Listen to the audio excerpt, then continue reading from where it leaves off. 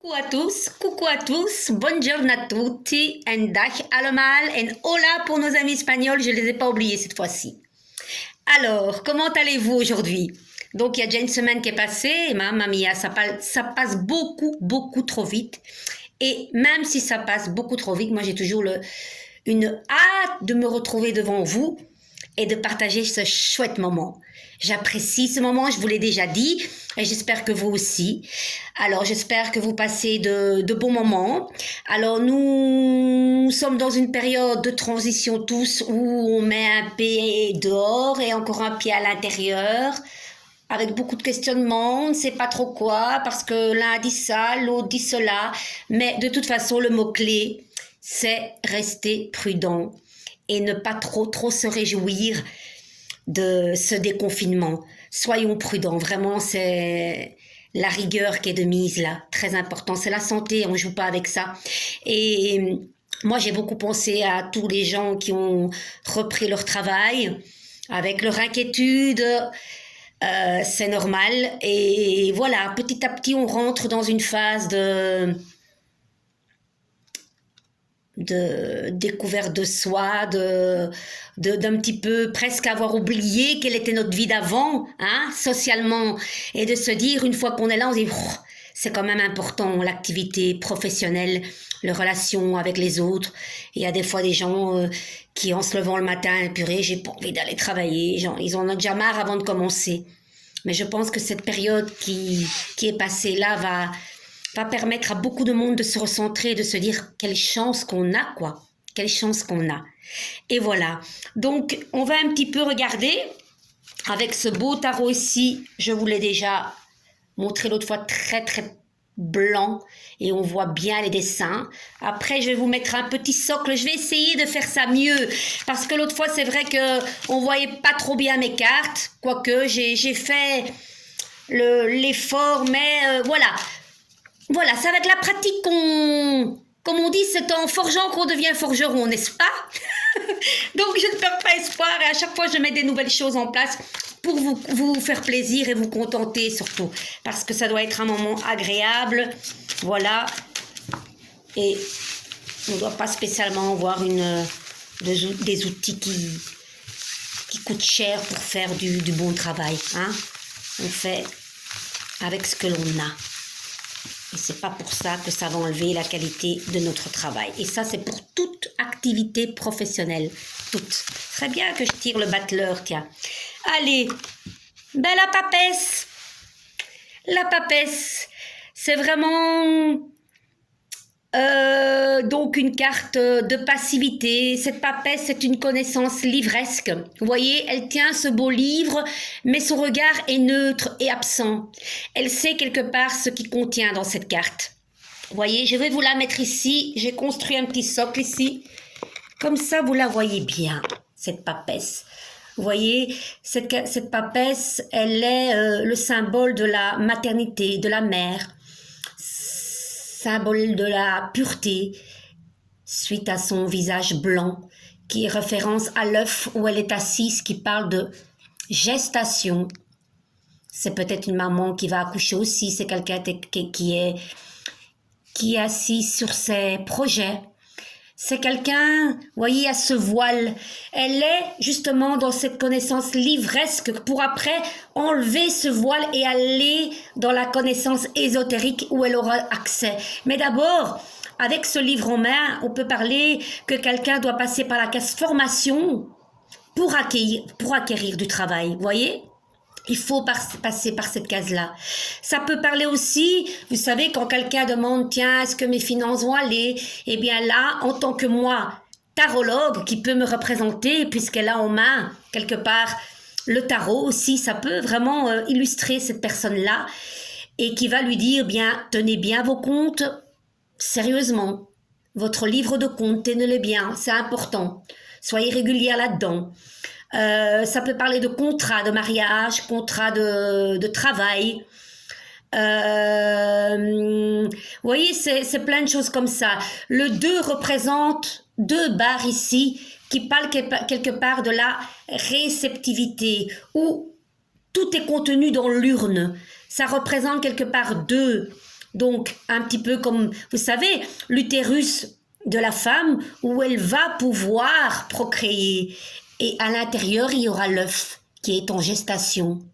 2 est le symbole de gestation, de lenteur, de passivité, de calme, où l'on observe, où on n'agit pas avec imprudence. C'est vraiment ça.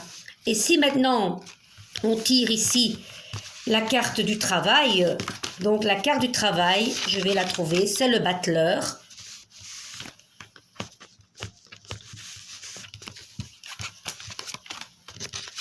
Alors, tu es où le battleur?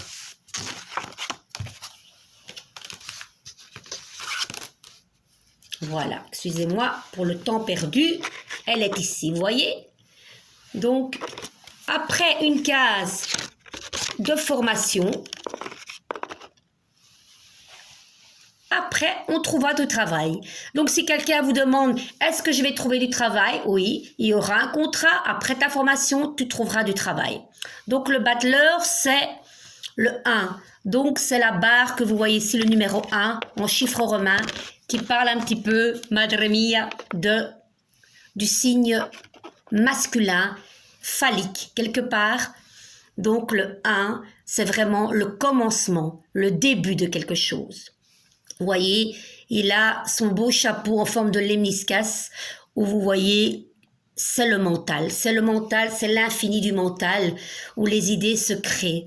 Donc, ça représente quelqu'un qui est en activité. Voilà.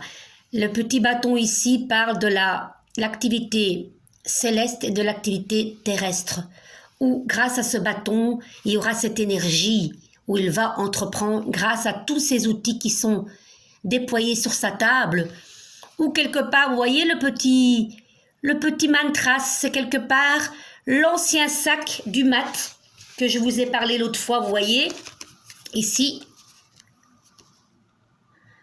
c'est son petit matras qu'il déposera sur sa table où il va déployer tous les éléments, les 4 éléments, donc l'eau représentée par la coupole, la petite coupe ici. Vous avez l'épée qui représente l'air. Vous avez les deniers qui sont déposés ici qui représentent la terre et le bâton qu'il tient en main qui représente le feu. Donc c'est vraiment, tous ces éléments sont déployés et qui sont quelque part, comment je dirais, ils ne sont pas en vivants pour le moment. Ils sont inertes sur la table, mais ils actionnent. C'est quelque part, vous savez, c'est ce qu'on dit, tout travail mérite un salaire. Voilà, que ce soit dans le monde ésotérique, dans n'importe quel domaine, tout travail a besoin d'un échange sur cette table.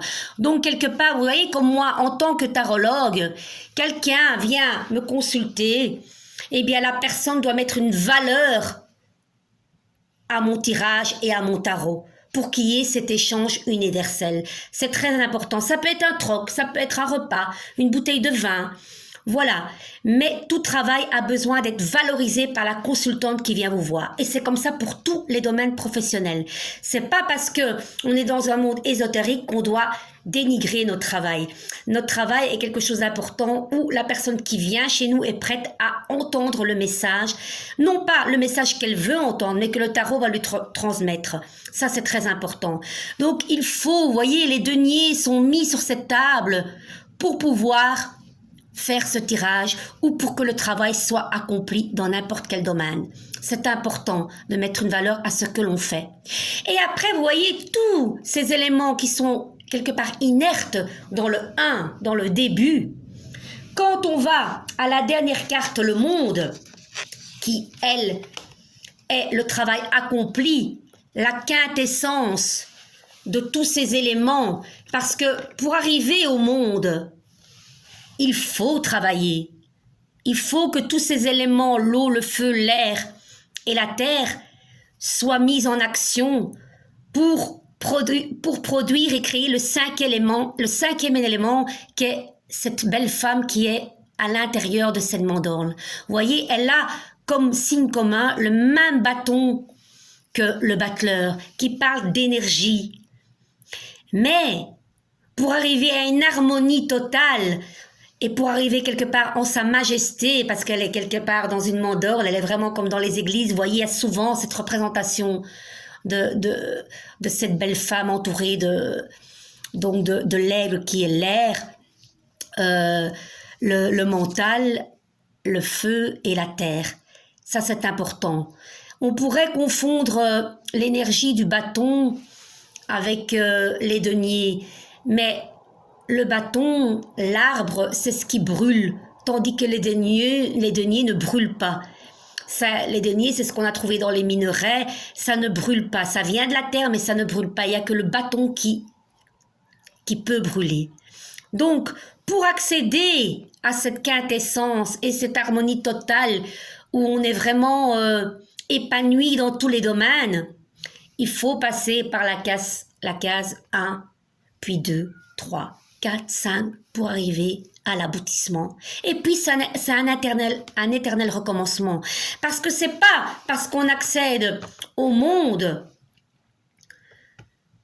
que c'est acquis, c'est toujours à recommencer. Vous comprenez? C'est toujours à recommencer parce que la vie est un éternel recommencement. Ça dépendra de ce que vous avez vécu. Il peut y avoir des gros booms dans tous les niveaux, émotionnel, dans votre travail, sexuel aussi.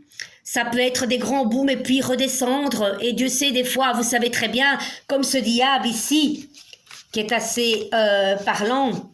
Où es-tu, cher diavolo? Il est là. Que tout excès a de grands dangers, dans n'importe quel domaine.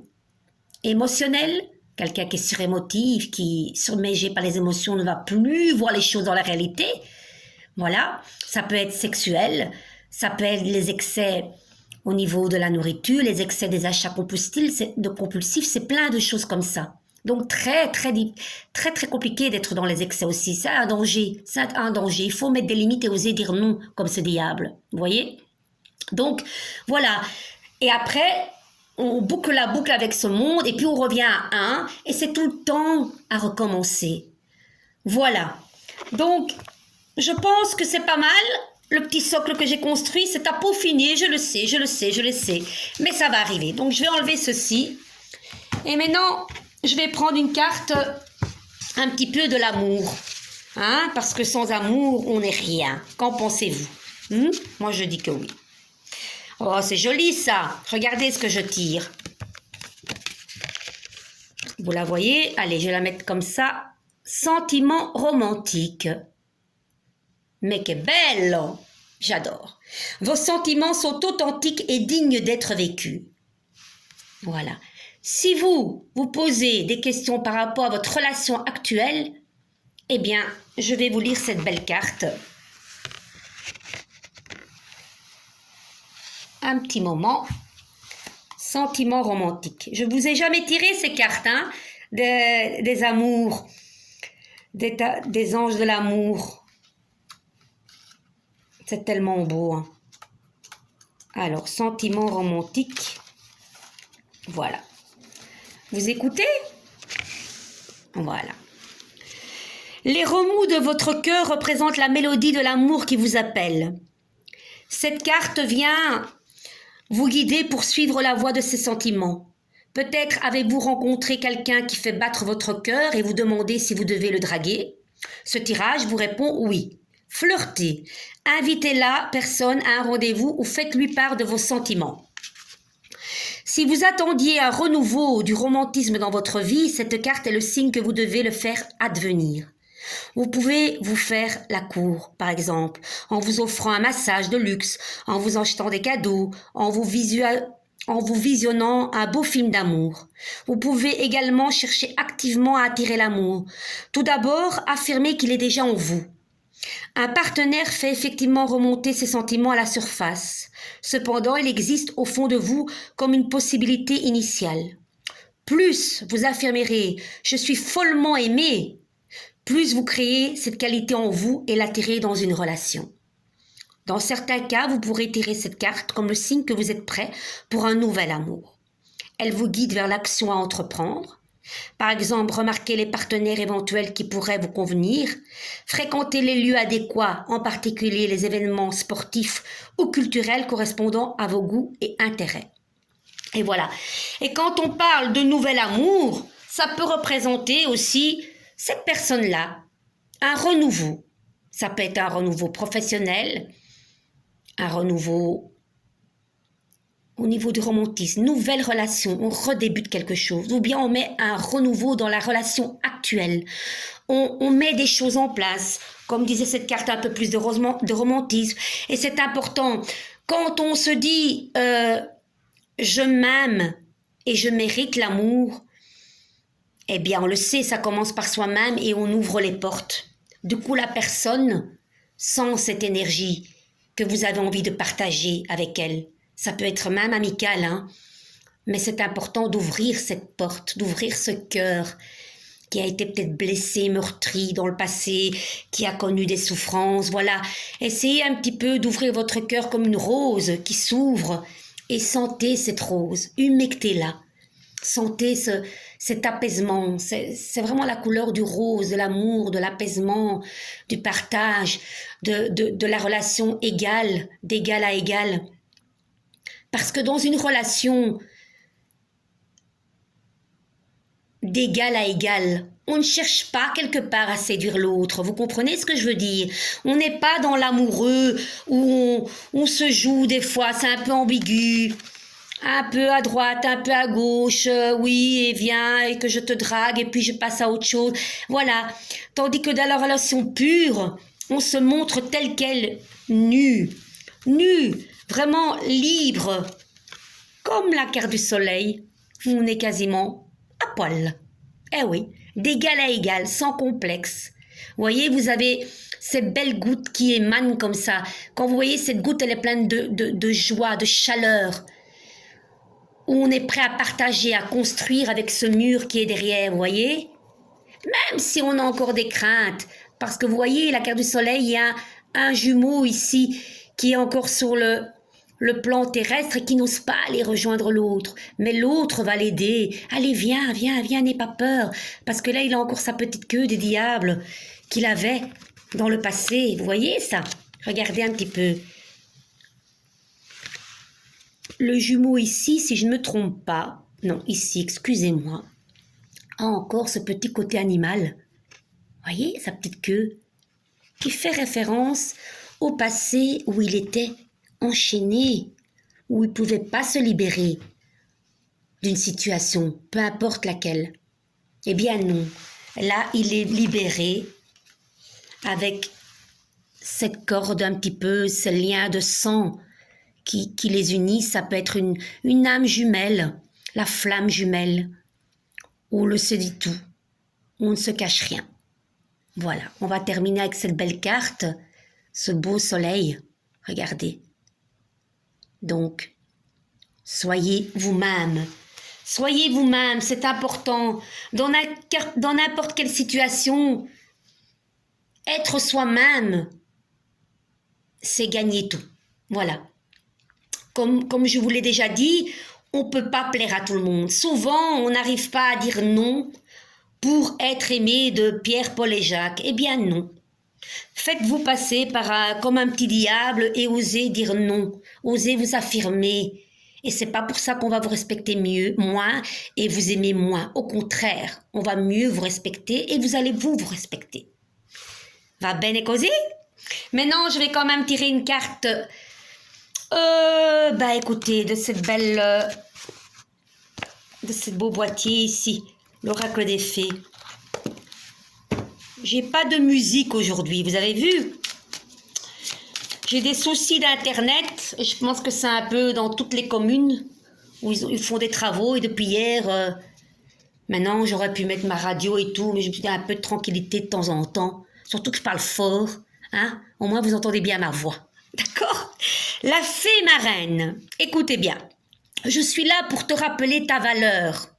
C'est bien, on en a parlé là, Tentacle Battleur, mettre une valeur à ce que vous faites, c'est très important. Les fées se sont penchées sur ton berceau pour te prodiguer des dons merveilleux. Sais-tu les reconnaître? Savez-vous les reconnaître, vos dons? C'est compliqué, hein? Souvent, on nous a inculqué, non, il faut pas dire qu'on est ceci, il faut pas dire qu'on est bon dans celle-là, qu'on est un bon de ceci, qu'on fait ça bien parce que c'est pas bien, c'est pas bien. On n'est pas assez humble si on le fait pas. Mais ça, c'est tous les codes, toute l'éducation, tout ce qu'on vous a inculqué, toutes les couches comme ça qu'on vous a mis. C'est pas votre vraie personnalité. C'est avec ce que vous avez côtoyé, ce que vous avez connu, que ces couches se sont incrustées, comme un millefeuille. Eh bien non. Il faut reconnaître sa valeur personnelle. Il n'y a rien, y a rien de mal à ça, que du contraire. Et c'est pas pour ça qu'on manque d'humilité. Évidemment, il faut pas non plus, vous voyez, il faut rester, comment je pourrais dire, faut pas faire du bruit pour rien et être extraverti. Non, il faut être simplement soi-même et reconnaître sa valeur. Donc, faites ceci, reconnaissez votre valeur. Parce que nous sommes tous parfaits. On est né parfait du ventre de notre mère. Mais c'est après, avec l'éducation, ce qu'on côtoie, et les codes, et les jugements, et parce qu'on doit faire cela pour être aimé de tel, et il y a plein de choses. Hein? Donc, soyez vous-même. Va bene? On fait comme ça, facciamo così? Moi, je vous dis à la prochaine. Prenez bien soin de vous et profitez de ce beau soleil. Ciao, ciao, bacino. Franchement...